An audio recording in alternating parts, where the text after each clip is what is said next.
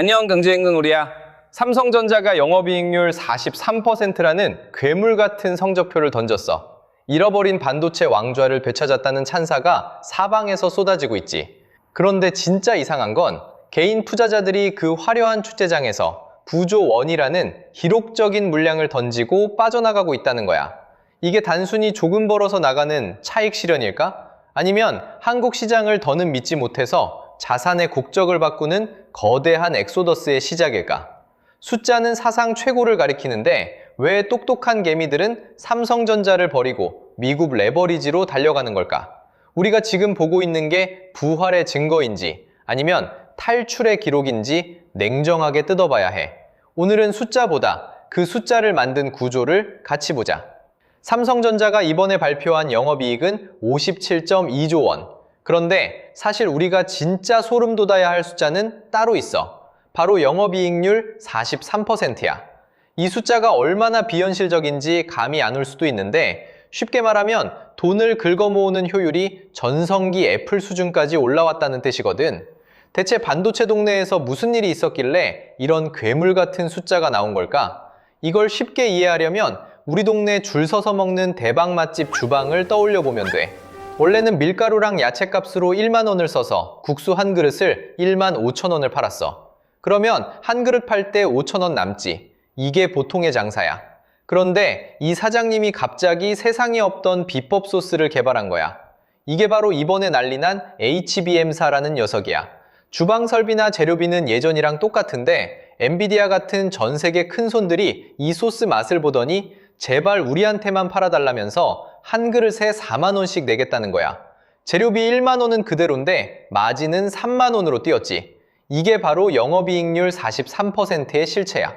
결국 삼성전자는 이제 단순히 반도체를 많이 파는 공장이 아니라 AI라는 거대한 시대 흐름에서 가장 비싼 명품을 독점해서 파는 수익성 괴물이 됐다는 뜻이지. 외국인 투자자들이 눈이 뒤집혀서 달려드는 이유도 바로 여기 있어. 그런데 이상하지 않아? 주방에서는 불이 나게 요리하고 돈이 쌓이고 있는데 정작 이 식당 지분을 갖고 있던 개인 투자자들은 지금 부조 원어치나 되는 주식을 다 내던지고 식당 밖으로 뛰쳐나가고 있거든. 역대급 성적표가 나왔는데 왜 똑똑한 개미들은 이 축제 현장을 떠나 미국으로 국적까지 바꾸려 하는 걸까? 이제 그 숫자 뒤에 숨은 진짜 차가운 수급의 논리를 하나씩 뜯어보자.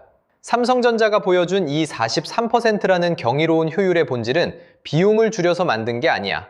원재료비가 올라도 그걸 훨씬 웃도는 가격을 매길 수 있는 HBM사의 독점적 단가 결정권에서 온 거지. 그런데 회사가 이렇게 돈을 쓸어 담고 있고 앞으로 더 잘 벌 거라는데 왜 개인 투자자들은 그날 하루에만 부조 원어치 주식을 내던졌을까? 그 답은 우리가 3년 전 겪었던 구만전자의 트라우마에 있어. 사람의 뇌는 통계보다 경험을 더 강하게 기억하거든. 2021년 삼성전자가 부만 원을 찍었을 때 온 세상이 10만 전자 간다고 외쳤지. 그때 들어갔던 수많은 개미들이 지난 3년 동안 어떤 시간을 보냈는지 우린 다 알잖아. 마이너스 30%, 40% 찍히는 계절을 보며 밤잠 설치던 그 고통 말이야. 이번에 21만 원이라는 심리적 마지노선을 터치하는 순간 개인들에게 이건 수익의 시작이 아니라 탈출의 문으로 보였던 거야. 아, 드디어 본전 왔다. 드디어 살아서 나간다. 이 안도감이 실적에 대한 기대감을 압도해버린 거지. 9조 원이라는 숫자는 단순히 돈의 크기가 아니야. 한국 증시가 개인들에게 줬던 그 지독한 불신과 피로감의 무게라고 봐야 해.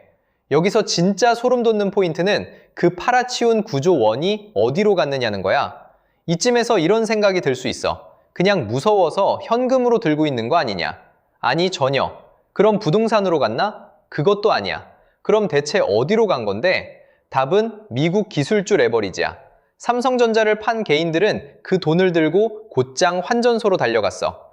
그리고 TQQQ, SOXL 같은 미국 나스닥 3배, 반도체 3배 레버리지 상품을 사들였지. 이건 단순한 투자가 아니라 자산의 국적 세탁이야. 삼성전자가 아무리 돈을 잘 벌어도 한국 증시라는 틀 안에 있으면 상방이 막혀 있다는 걸 깨달은 똑똑한 개미들이 아예 판 자체를 바꿔버린 거라고. 삼성전자의 실적 발표가 있었던 날 환율이 1,500원 근처까지 출렁였던 것도 우연이 아니야.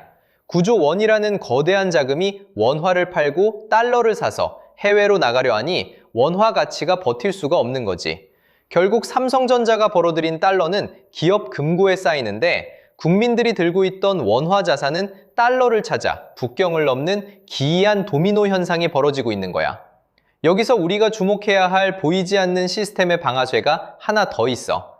바로 외국인들의 환차익 시스템이야. 외국인 입장에선 삼성전자가 돈을 잘 버는 것도 좋지만 환율이 1,500원까지 오르면 나중에 주가가 올라도 달러로 바꿔나갈 때 손해를 볼 수 있거든. 그래서 외국인들은 실적이 발표되자마자 개인의 매물을 개걸스럽게 받아먹으면서도 동시에 선물 시장에서는 하락에 베팅하며 리스크를 관리해.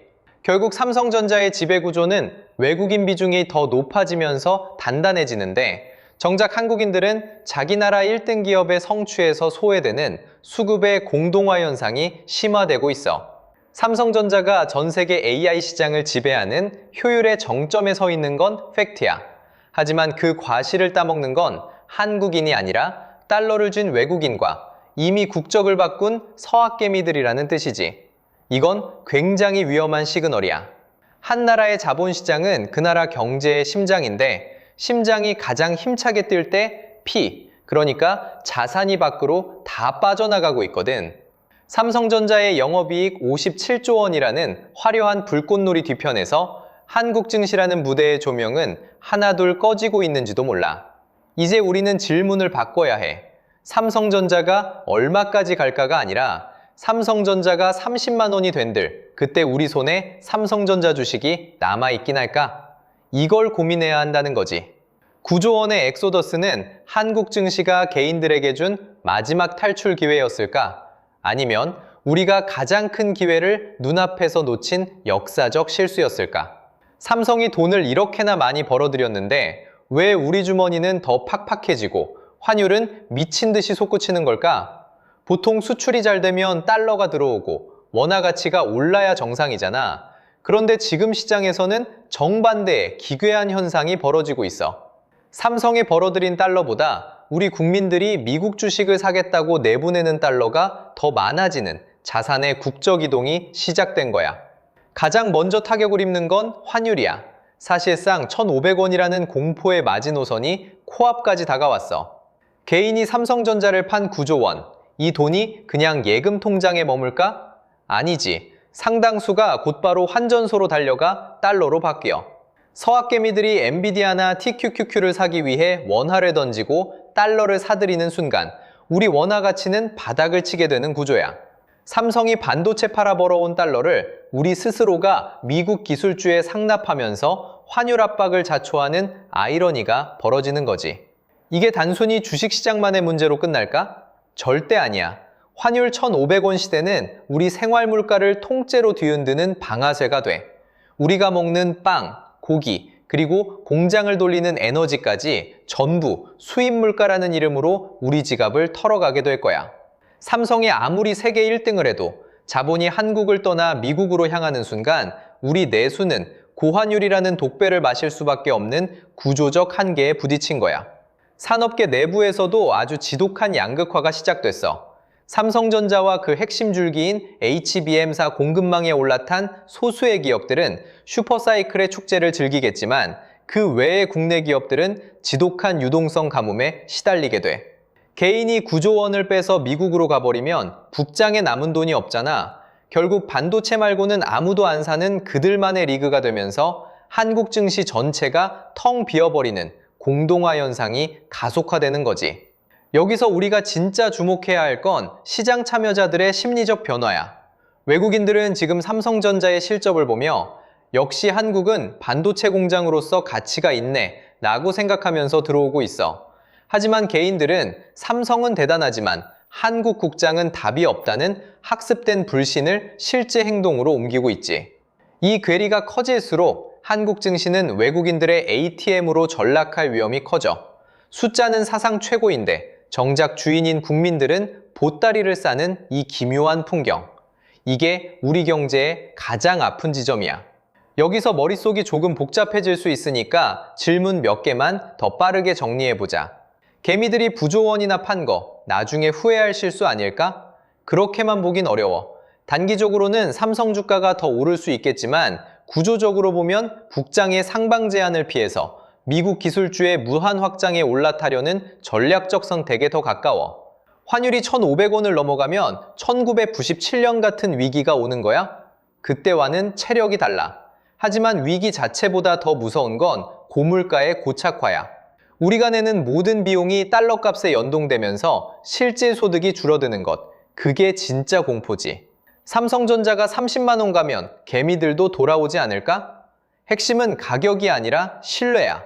기업 거버넌스나 주주 환원 구조가 바뀌지 않으면 삼성 주가가 올라도 이때다 싶어 탈출하자는 행렬은 멈추지 않을 거야. 이제 우리가 마주할 세 갈래 길을 하나씩 짚어보자.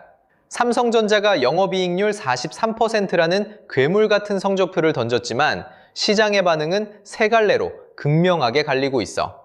가장 먼저 우리가 현실적으로 마주할 가능성이 높은 경로는 실적은 좋지만 국장은 소외되는 시나리오야.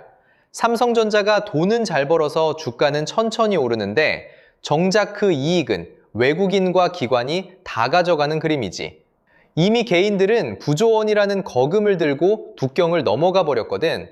환율이 1,500원 근처에서 내려오지 않는 상황에서 똑똑해진 개인들은 한국 국장의 상방이 막혔다고 판단하고 미국 기술주라는 더 큰 바다로 배를 옮겨 탔어.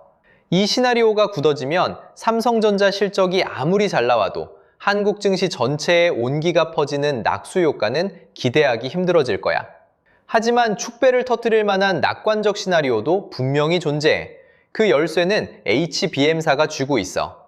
만약 삼성전자가 엔비디아의 차세대 플랫폼인 루빈의 핵심 파트너로 확실히 도장을 찍는다면 이건 단순히 실적이 좋은 걸 넘어선 독점적 지위의 회복을 의미해. 이때가 되면 20만 전자를 넘어 30만 전자라는 숫자도 허황된 꿈만은 아니게 되지.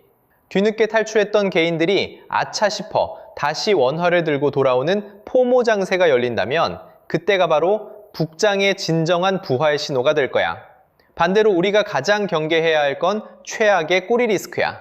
바로 AI 거품이 꺼지면서 미국 증시와 한국 증시가 동시에 무너지는 시나리오지. 지금 서학개미들이 삼성전자를 판 돈으로 미국 레버리지 상품에 엄청나게 베팅하고 있잖아. 그런데 만약 엔비디아 실적이 꺾이거나 미국 경기가 급냉하면 어떻게 될까? 미국 주식에서 1차로 터지고 한국 증시에서는 외국인이 환차익을 노리고 썰물처럼 빠져나가면서 2차로 또 터지는 샌드위치 압박이 올 수 있어. 9조 원을 들고 탈출한 게 오히려 신의 한 수가 되는 무서운 상황이지. 여기서 우리가 놓치지 말아야 할 반대 가능성 하나가 더 있어. 지금 개인들의 9조 원 매도가 과연 학습된 불신 때문만일까? 아니면 외국인에게 비싸게 물량을 넘기고 고점에서 엑시트하는 최후의 승자로서의 움직임일까? 만약 후자라면 지금 삼성전자 실적에 취해 뒤늦게 뛰어드는 외국인과 기관이 오히려 고점에 물리는 그림이 나올 수도 있어. 돈의 흐름은 언제나 다수가 확신할 때 반대로 꺾이는 법이니까. 결국 앞으로 우리가 확인해야 할 방아쇠는 명확해. 삼성전자가 HBM사에서 얼마나 압도적인 수율을 보여주는지, 그리고 1,500원이라는 환율의 벽이 무너지는지 아니면 고착화되는지야. 숫자는 사상 최고를 찍었지만 투자자의 마음은 이미 국경을 넘기 시작했다는 것. 이 괴리가 좁혀지지 않는다면 우리가 보는 건 부활의 기록이 아니라 한국 증시 공동화의 전조 증상일지도 몰라. 마지막으로 숫자 뒤에 남는 흐름만 보면 이거야. 이번 삼성전자의 실적은 분명 압도적이야. 43%라는 영업이익률은 제조업에서 기적에 가까운 숫자지. 하지만 개인이 던진 9조 원은 단순한 차익 실현이 아니야. 한국 증시라는 좁은 그릇을 벗어나 자산의 국적을 미국으로 세탁하려는 거대한 심리적 엑소소더스의 증거라고 봐야 해. 숫자는 화려한 부활을 말하지만 돈의 흐름은 더 큰 시장을 향한 탈출을 말하고 있는 거지. 이제 각자의 위치에서 뭘 봐야 할지만 정리해보자. 이미 삼성전자를 들고 있는 사람이라면 목표가라는 숫자보다 HBM사의 실질적인 수율 공시와 외국인 수급의 연속성이 더 중요하게 보일 거야. 실적이 좋아도 외국인이 환차익을 노리고 떠나버리면 주가는 버티기 힘들 수 있으니까. 새 진입을 고민하는 사람이라면 지금의 환율 1,500원 선이 주는 압박을 빼놓고 볼 수 없어. 숫자가 아무리 좋아도 고환율은 언제든 외국인의 엑시트 방아쇠가 될 수 있거든. 지금은 추격 매수의 유혹보다 사이클의 정점이 어디인지, 엔비디아의 다음 행보가 어딜 향하는지 확인하는 시선이 더 중요해. 마지막으로 시장을 관망하는 장기 투자자라면 개별 기업의 실적을 넘어 미국 빅테크들의 AI 설비 투자 지표를 주시해야 해. 결국 이 모든 파티의 돈줄이 거기서 나오기 때문이지.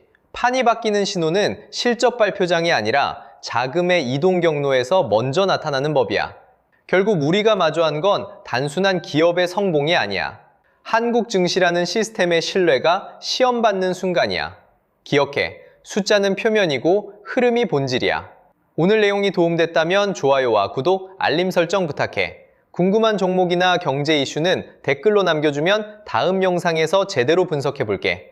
숫자만 보는 게 아니라 그 뒤에 숨은 진짜 흐름까지 같이 읽어보자. 경제 읽는 오리였습니다.